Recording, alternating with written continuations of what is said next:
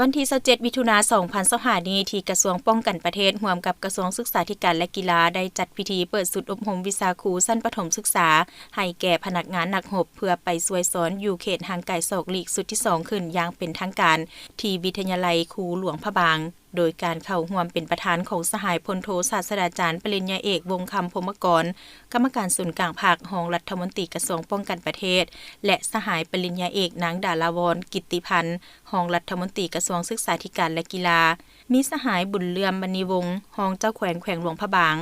มีสหายหัวหน้าแผนกศึกษาธิการและกีฬาแขวงคณะอำนวยการวิทยาลัยครูหลวงพระบางคณะผักคณะบรรษากองบรรษาการทหาร6แขวงภาคเหนือแขกถือเชิญพนักงานวิชาการจากกระทรวงป้องกันประเทศและกระทรวงศึกษาธิการและกีฬาตลอดฮอดนักสัมมนากรเข้าร่วมสหายพันเอกปริญญาเอกสอนไซจัญญราชหัวหน้ากลุ่มพนักงานกลุ่มใหญ่การเมืองกองทัพได้ผ่านข้อตกลงว่าด้วยการอนุมัติเปิดศูนย์วิชาครูชั้นประถมศึกษา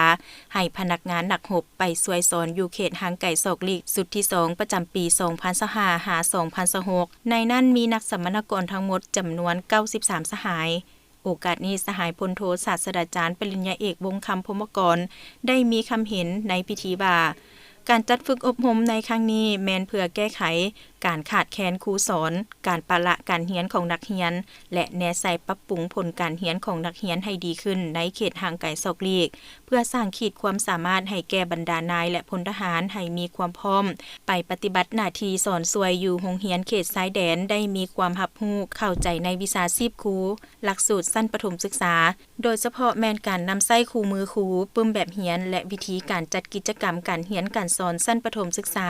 ได้อย่างมีประสิทธิภาพและประสิทธิผลเพื่อเฮ็ดให้นักเรียนในเขตห่างไกลศอกลีกได้เรียนอย่างต่อเนื่องและเป็นปกติ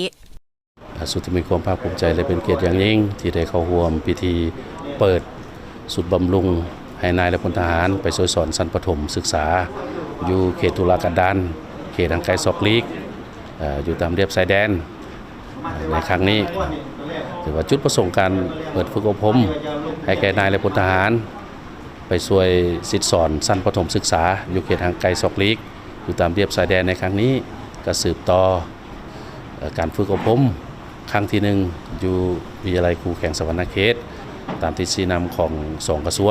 งป้องกันประเทศและกระทรวงศึกษาธิการและกีฬาจุดประสงค์ก็เพื่อฝึกอบรมให้นายและพลทหารรับรู้เกี่ยวกับทางด้านทฤษฎีและกับภาคปฏิบัติตัวจริงในการแต่งบทสอนในการสร้างแผนการสอนและการก้าเกียมเอกสารการเรียนการสอนเพื่อจะไปศิษย์สอนชั้นประถมอยู่เขตห่างไกลศอกลีกในครั้งนี้กำได้บรรดาความรู้พื้นฐานบรรดาความรู้ด้านวิชาเฉพาะเกี่ยวกับการศิษย์สอนเพื่อจะไปศิษย์สอนให้แก่น้องๆนักเรียนอยู่เขตห่างไกลศอกลีกในครั้งนี้ให้ได้รับผลสูงแล้วก็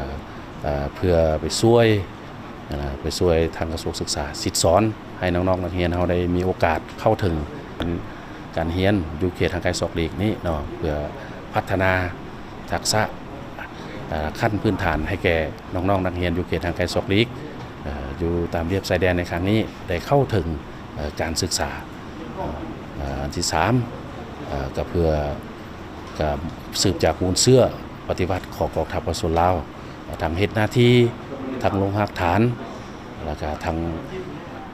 คนคุ้ยพ่อแม่ทางช่วยเหลือพ่อแม่ประชาชนอีกอันนึงก็เป็นการสืบมูลเสื้ออันพิราทหารของกองทัพเฮา